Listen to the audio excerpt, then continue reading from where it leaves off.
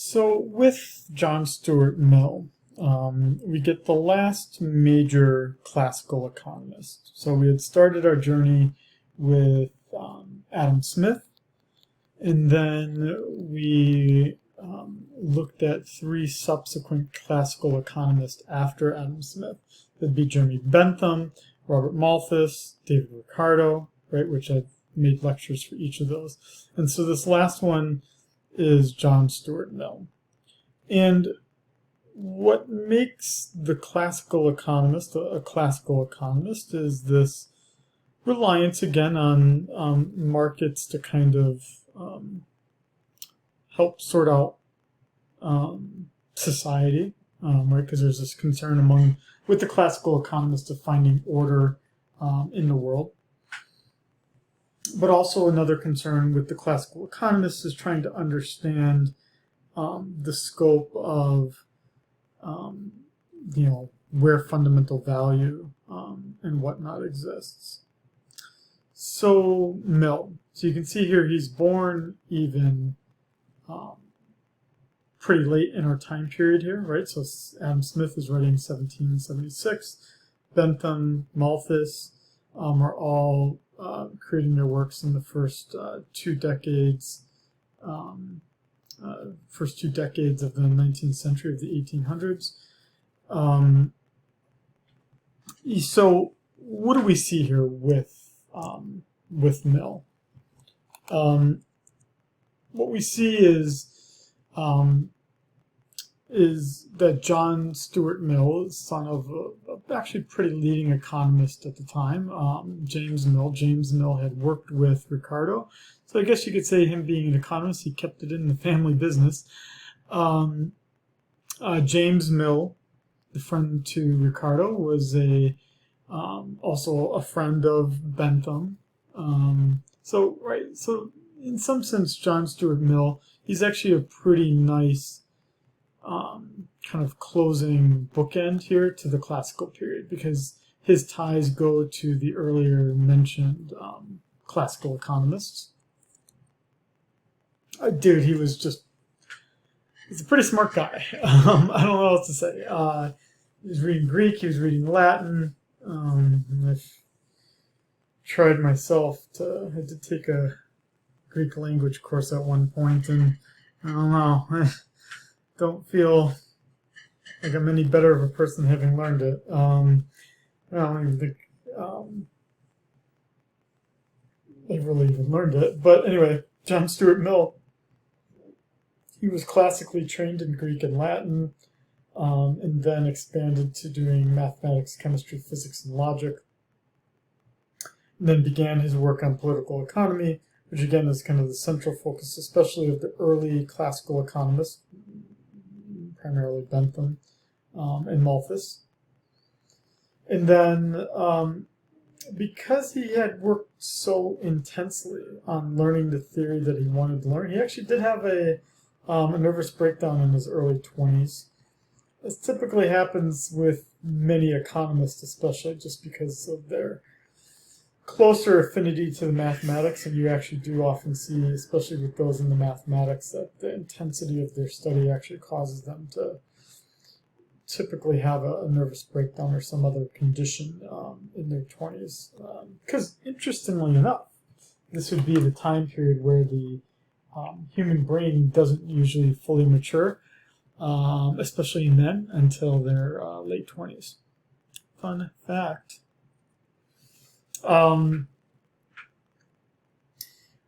When he gets this breakdown, he kind of shifts some of his work, and he starts to read a bit more of the French and English socialists at the time.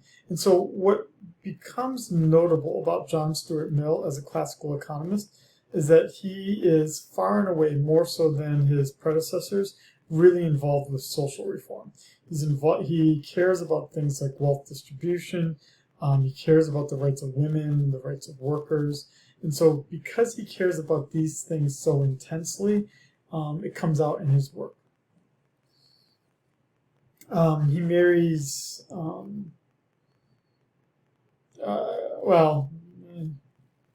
not that he marries, but he's as good as married to Harriet Taylor. She at the time already was married, had 2 kids. But I don't know, maybe Harriet had an open relationship or something, and gets to be incredibly close to John Stuart Mill. And Taylor is a person who is very reform-minded and has that kind of positive influence on John Stuart Mill. Eventually, they do marry because the first husband had died. And if it was today's era, John Stuart Mill would probably be the first to be investigated as to whether he killed the husband. We're not going to get that exciting in this course. I have no idea if John Stuart Mill killed the first husband. I don't know. Maybe I could spread that rumor I just generated myself. But in some sense, it doesn't matter. She died 1858. So it's just John Stuart Mill on his own. Before she dies, he gets out his book, Principles of Political Economy, with some of their applications to social philosophy. It becomes pretty quickly the standard thing that John Stuart Mill is known by. Goes through 7 editions. It becomes a standard text, just kind of shortened just as Principles of Political Economy. It is the book on my bookshelf that I'm looking at right now. Yeah, I mean, it is his attempt to take the works of Ricardo and basically update them for the times and add that civic mindedness, social reform to them. He takes with him what some see as his eclecticism, which basically just means that he allowed his mind to kind of just take whatever tangents he saw fit. He would just take the argument to wherever it was headed, to its very end. And one of the individuals that becomes a contemporary with Mill becomes our transition to the next chapter, chapter 12, Karl Marx. Marx appreciated quite a bit the work of John Stuart Mill. And I know in the literature you get these classic things where we see that the debate is, Adam Smith versus Karl Marx, one extreme versus the other, right? The promoter, the protector of the markets versus Karl Marx, the one who, rejects some of that. But really, all that Karl Marx is he's just a contemporary of Mill. The 2 of them are working with each other, conversing with each other to talk about it. So as I said, Taylor by far, he's reading the Utopian Socialist of England and France. By far, the biggest individual that John Stuart Mill is interacting with is Harriet Taylor, his lady friend, and later his wife. So that leads Mill to take his principles of political economy, and Mill later in 1869 publishes The Subjection of Women, which becomes the first time that an economics text is really promoting this equality of women. A great deal of hostility to it, but also remember too, this would be around the time period that you're getting at least even in the United States, the works of the women's rights movement, liberation, and whatnot. That'd be the time of Susan B. Anthony and whatnot. Obviously, writing a book called The Subjection of Women, which is calling for this complete equality, it's going to be received with hostility, and obviously that's what you're going to see here. And Mill is also is again influenced by Bentham, primarily because of Mill's father. And, Bentham as a utilitarian, Mill retains that. So he's actually going to update and take further this idea of utilitarianism. That would mean like things that are positive, creating a positive marginal benefit, things that are a negative, creating that marginal cost. But what that also then means is that for Mill, we get a much stronger discussion, a much more precise discussion of supply and demand and how price is determined from that intersection of supply and demand. But that's all related to utilitarianism, which again comes all the way back from Bentham. So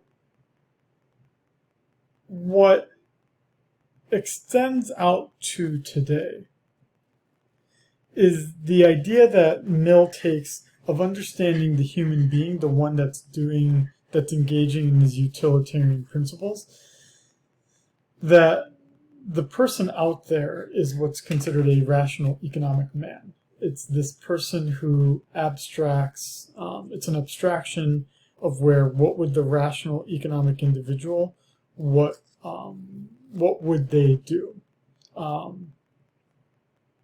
And what Mill does is he kind of takes economics, as the kind of the last classical economist, he gets economics to be following a bit more closely the model approach. A model approach where you build a hypothesis, you test it, and then you revise the hypothesis as needed. To do that kind of model, you need the rational economic man or some useful abstraction of a person to be able to say, what would that individual do? How would they consume the products that they do? How would they react to me differently? And he becomes the person that when you take a Principles of Economics course, one of the first things you typically do is you have a discussion of positive versus normative economics. We get that for the first time here with John Stuart Mill. And what he says is that we do need to distinguish between this idea of what does the model predict versus what should we as a society, what should we be focusing on. And we see that here. We see with Mill this distinguishing between the Ricardian model and the Mill model versus what do we want to have the laws do. And what he wants to have happen here is that John Stuart Mill wants economics to take on these social issues. And by doing that, he's in contrast to Nassau Senior, who had just said, no, let's not even talk about normative issues. Here, Mill is saying, let's allow ourselves to talk about these issues, but we'll keep them as just part of the larger discussion of the economic models that we're dealing with. Okay, so let's now talk about what Principles of Political Economy actually has us dealing with. I mean, look at that right there.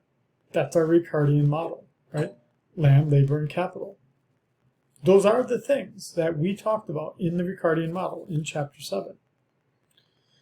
Now, part of that Ricardian model, again, involved us talking about things as, having these values, that there's value embedded in these things. And with the value embedded in these things, that because he's taking on this utilitarian approach, that we need to think about, again, how the price is being determined and how that may differ from time to time with the exchange value. We would take from that this idea that the exchange value is determined by that usefulness, and that wealth, what we know of as wealth, something becomes wealthy only because it can become accumulated. Our ability to accumulate it is what gives its value. Where does that value in some sense coming from? Accumulation would mean that it can store its value over time, which essentially is what money does as well. So that would mean then that we need to look at each of these components here, the components for land, labor, and capital. Now we get into some problems here for Mill. And there's a reason why, and this is me going on a little bit of a tangent here. There's a reason why Mill is the last classical economist. And one of the reasons why he's one of the last classical economists is that he's going to focus a great deal of his time on this wages fund doctrine. And what the wages fund doctrine deals with is this: how are you going to divide up the money into wages and what goes to the owners of capital? By focusing on that, you give an entry point to Karl Marx, where Marx talks more about the exploitation of the worker by the capitalist, the owner of the capital. And so we'll obviously talk about that more in 12. But what Mill does, the reason why he has to talk about this is because he distinguishes between productive versus unproductive labor. Productive labor would be that which the act of doing it, the act of doing that productive labor creates some utility in that product. It creates the wealth that can be accumulated over time. The unproductive labor is labor that doesn't create any material wealth. That would mean that it can't be accumulated over time. It's temporary. I don't know. This would be the kind of thing like, I don't know, riding on a roller coaster, right? And if I were to operate that roller coaster, I'd be basically generating labor that creates immediate happiness for an individual, and then it goes away. Or I don't know, I mean, not to make this kind of creepy here, but right, we could also think of unproductive labor as, I don't know, like if someone were to be, selling their body for income, right? Either, in this case, let's say voluntarily, hopefully here, right? So let's say I create an OnlyFans account and I start selling my body. That would be what we would call here, for the most part, unproductive labor, right? Creating enjoyment, immediate enjoyment for others without any idea that I'm creating any accumulated wealth. That distinguishing between productive and unproductive labor becomes important because we then have to understand that relationship between the worker, the laborer, and the capital. For the capital, what we see here is that capital emerges as I have saved up something over time, right? Accumulated over time. And what is it that's accumulated? It's the labor. So what capital represents is stored labor, created through that productive labor process. And what I can do is I can use that stored labor, which is embodied within the capital, and I can use that to increase further the productivity of labor. And what that does for me, let's say as a capitalist, as an owner of capital, is what it means is that I now have or as a rich person, I guess I could say, is that I've now got something to store. I've now got some place where I can store all of my accumulated wealth, right?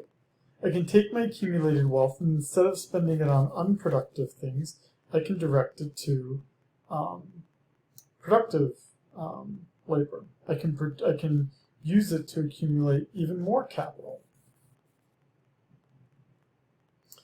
And as I accumulate more and more capital, I will find that I need more and more workers. I'll create essentially a fund that has to be depleted by some of the wages. Okay, so we've got our workers, and we've got our capitalists, and then the other part to that would be our land, right? And this would be the thing that limits some of our increases in production, those resources that we have available that we're combining with the land and the labor, right? Because it's all three of them put together, land, labor, and capital, that we understand in principles, for instance, as allowing us to draw out the production possibilities frontier. And that what you then see is that there's returns to scale, meaning if I double my number of laborers or I double my amount of capital, how much additional output do I get? And what John Stuart Mill theorized is that in the long run, agriculture will encounter these decreasing returns to scale. This would be part of the concern. This would be part of the concern again that someone like Malthus would have.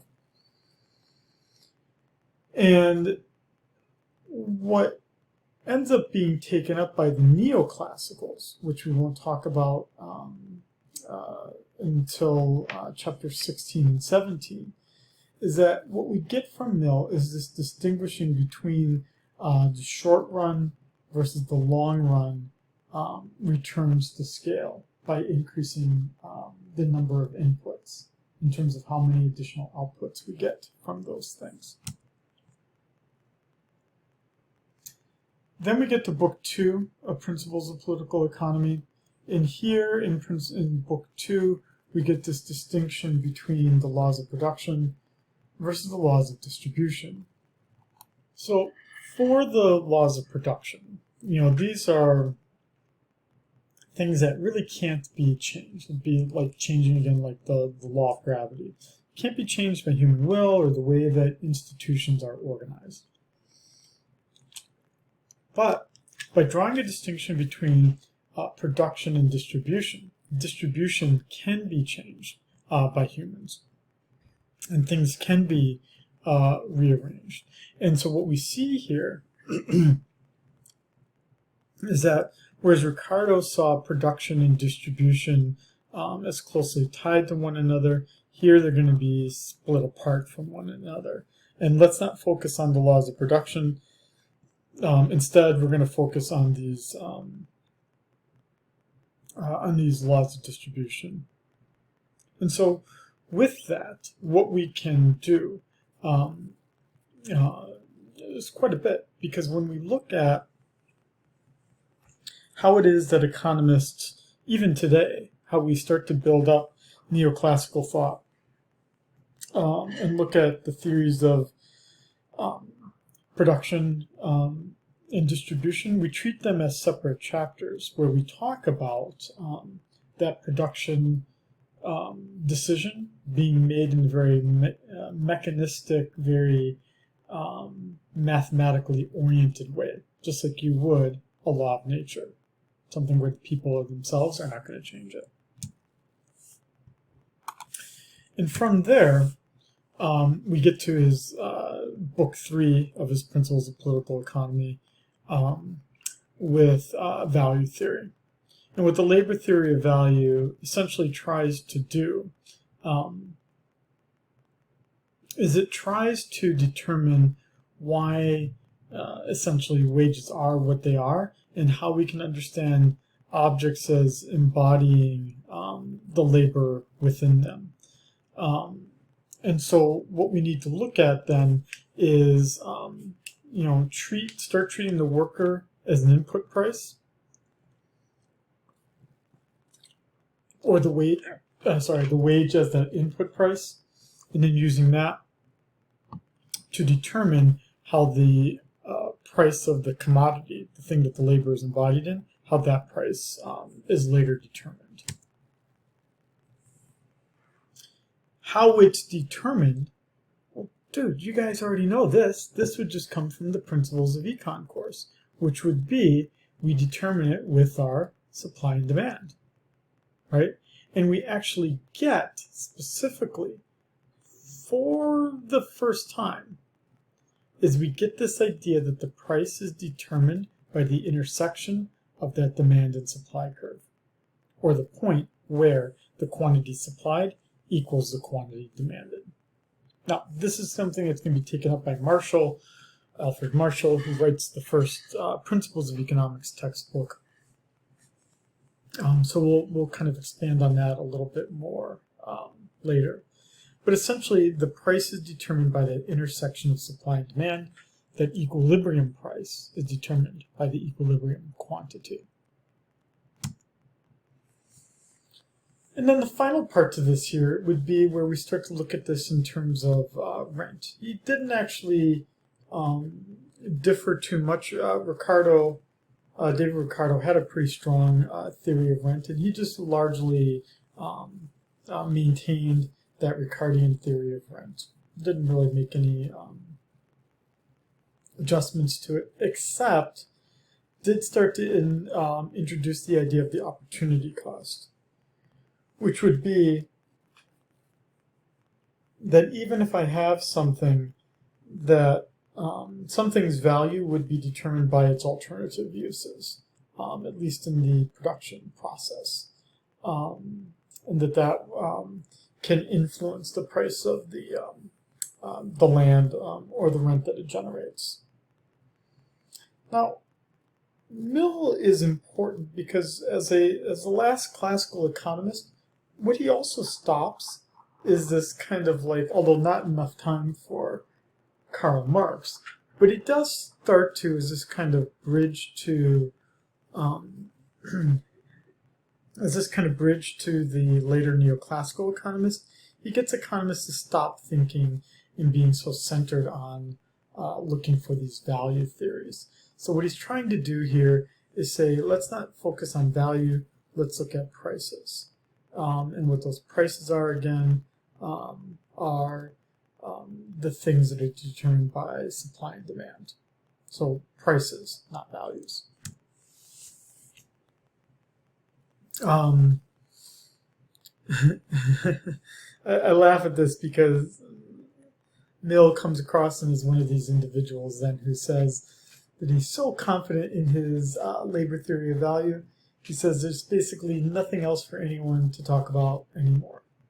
Which is usually what you say just as about your stuff is about to be revised by someone else, which is what we end up with for Mill.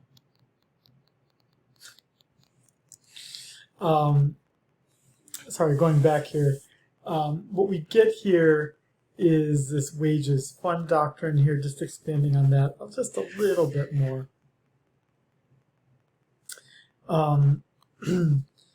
And Ricardo picks up this wages fund doctrine to basically promote workers' rights a little bit more. So what you would see, at least with Ricardo, is this belief that workers have basically a wages fund that they make use of. That wages fund has been provided by the capitalist based on accumulation of rent from previous time periods.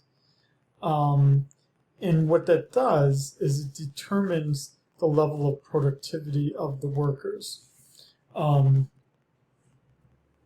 those workers, they're going to be as productive as the wage allows them to be, encourages them to be.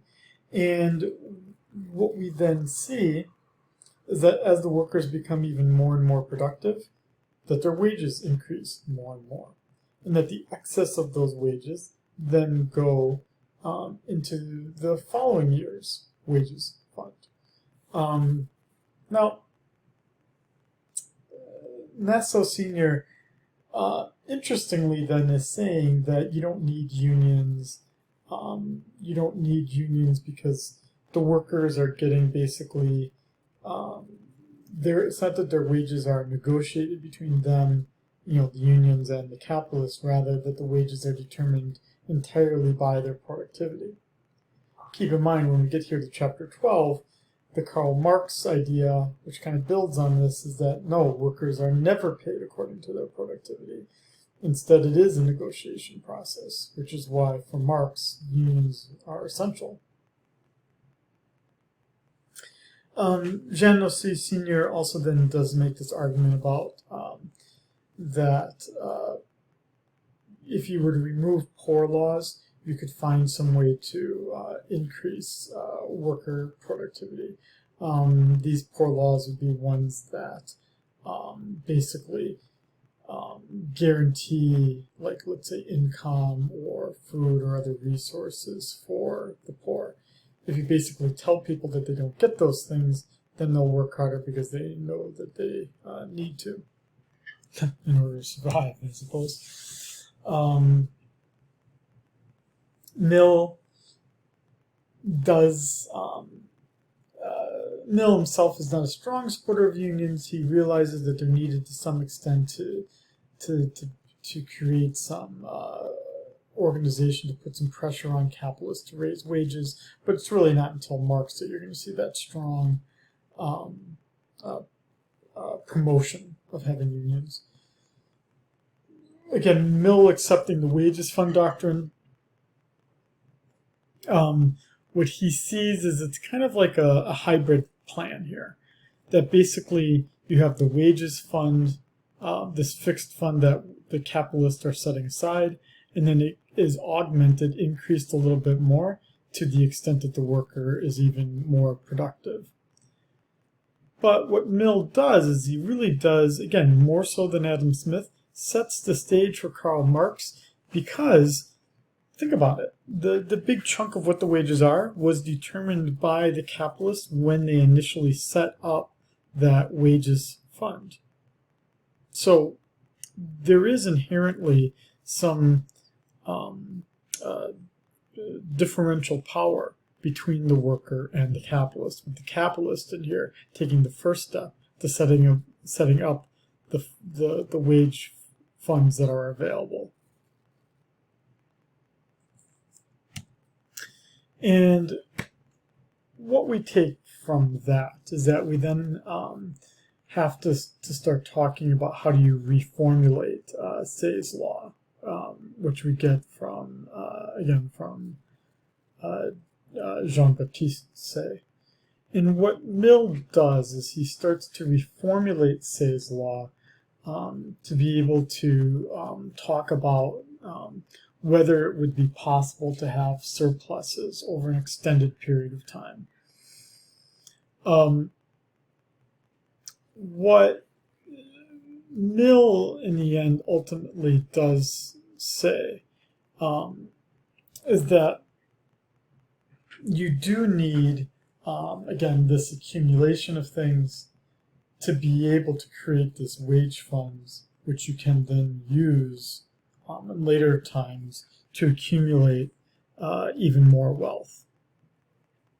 And so if we go back here to Say's law here, what you see is that you need the money to create production in the current time period, that excess of production in the current period can then be stored in time period t+1 in the future, which is what we would call capital, which can then be used later. And what you see as well is that with that store of value over time, that it would then be possible to have that glut over an extended time period. You would need it because that would be the way that you're accumulating capital over time. But in the incredible long run, you wouldn't have that anymore, because eventually, with Say's law, supply creates its own demand. Eventually, consumption would increase such that the amount of excess production would be reduced over time. Thus, in the long term, you would have this diminishing returns to scale. And essentially what you see here, as we kind of bring to a close these kind of concluding thoughts of Mill, is that we're going to understand business cycles as understood as this way that the excess production goes up and goes down over time in comparison to the consumption. So the consumption can vary from time period to time period. That's going to take away from the production, the excess production we have from previous time periods. And that, again, over the long run, over the incredible long run, this accumulation of capital and the rate of profit itself will start to fall. Now, we get from Mill this idea of the stationary state, and the stationary state would be this time period. And so what we see for this stationary state, that Mill ends up being a bit more optimistic, and that his optimism comes from the fact that society, once it reaches this stationary state or steady state where the production equals the consumption, then society can focus on this redistribution effort. And that developed countries can also then redirect their efforts to helping less developed countries reach that stationary state as well. So when we talk about how things could be rearranged in order to create some more redistribution of the income once you reach the stationary state, some of Mill's ideas included things like the inheritance tax, the formation of cooperatives, trying to get some idea of profit sharing between the workers and capitalists, and then maybe trying to, as a nod towards Malthus, maybe looking a little bit again at this, how could we try to reduce the growth rate of the population. All these are ideas, obviously, that Marx in chapter 12 is going to take with a greater bit of authority, but again, makes Mill, among the classical economists, to be the most socially oriented. And then the final thing that we get from Mill, and actually one of his lasting legacies that we still see today, would be when you get to chapter 2 in a typical Principles of Economics course, where we talk about the production possibilities frontier, and we talk about how you create those mutually agreeable terms of trade between two countries. So what I want you to think of as Mill, just as my closing thought to him, is that he's the capstone to the classical economists, and he is our transition to Marxian economists, which is going to be the focus of our next chapter that we're going to be looking at. So Marx, yes, he's revolutionary, yes, he's insightful, yes, he's a really smart guy, but all he's doing is building from John Stuart Mill, who himself built from Ricardo, from Malthus, even to a lesser extent Smith, where the production